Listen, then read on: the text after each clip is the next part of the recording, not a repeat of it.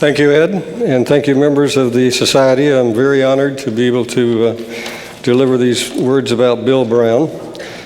He was a very close friend and called me up in February and asked would I come to Anaheim because he figured he couldn't make it. And so it's a distinct pleasure to be here. The first slide, Bill was a builder. As a teenager, he built a body by Fisher model of the Napoleon's coach for Josephine and actually won the Iowa State contest. And as a teenager, that's a pretty large accomplishment. And in fact, with the reward from that contest winnings, he was able then to go to MIT, where he got his degree. Bill was mentioned in 1995, got the MTT Microwave Pioneer Award for a very high power amplifier tube, and with that began the development of the field of wireless power transmission, which I think will eventually lead us to the stars. And so with his building, I would like to take you through some of his works.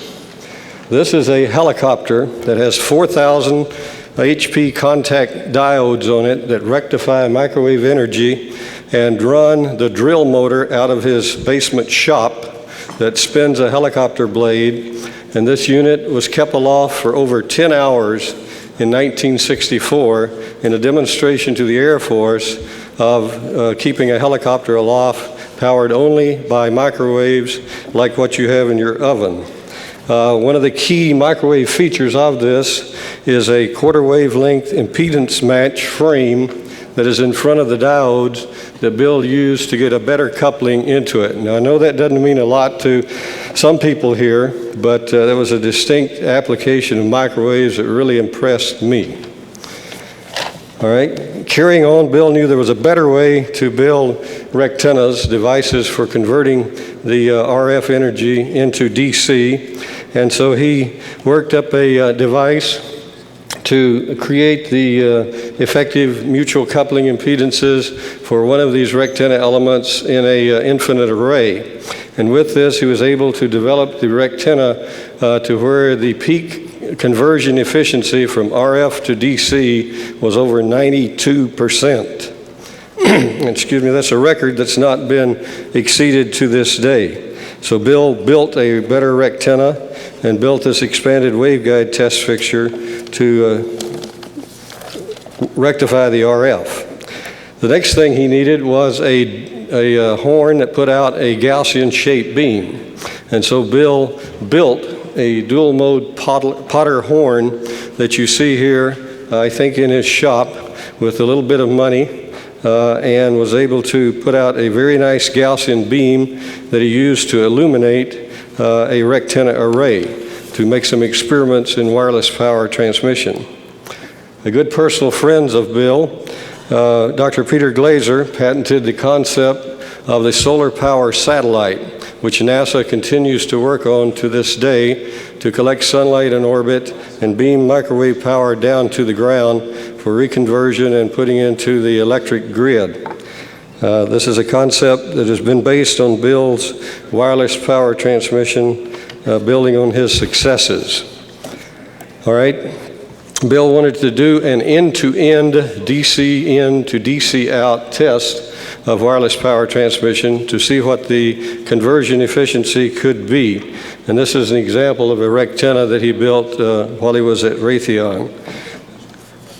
The next view graph shows a laboratory configuration that I had the distinct honor of participating in measurements of measuring the input DC to output DC efficiency of a wireless power transmission system. Admittedly, the distance was not large. It's only a couple of meters, but it represented nevertheless transmitting significant amounts of power without wires.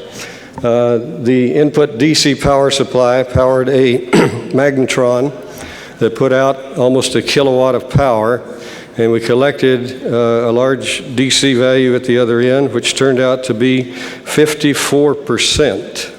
My director at the Jet Propulsion Laboratory, Dr. Pickering, said you'll never exceed 50%. These rectennas are only half-wave rectifiers.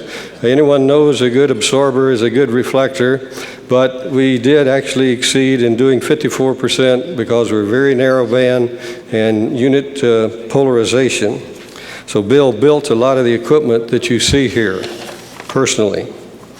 All right, we wanted then to do a demonstration of a much larger rectenna array out at Goldstone to see if these small laboratory tests would scale up to a much larger power level at a longer range.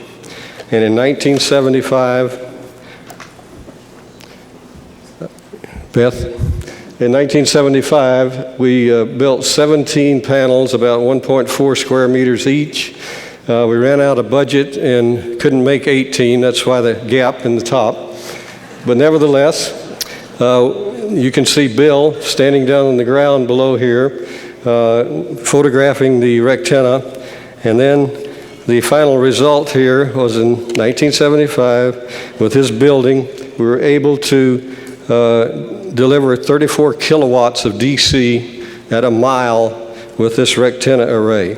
The array that you see on the tower, the collection conversion efficiency of it was 82.5%.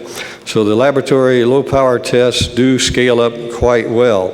And NASA is looking at this technology to beam power to circling aircraft, to high altitude platforms such as airships, and also to be power that we can beam to photon push sails to get us to the nearest star eventually. So Bill has had an outstanding career embracing microwave theory and techniques that we all should try to eliminate and build on his career. So with that, I would now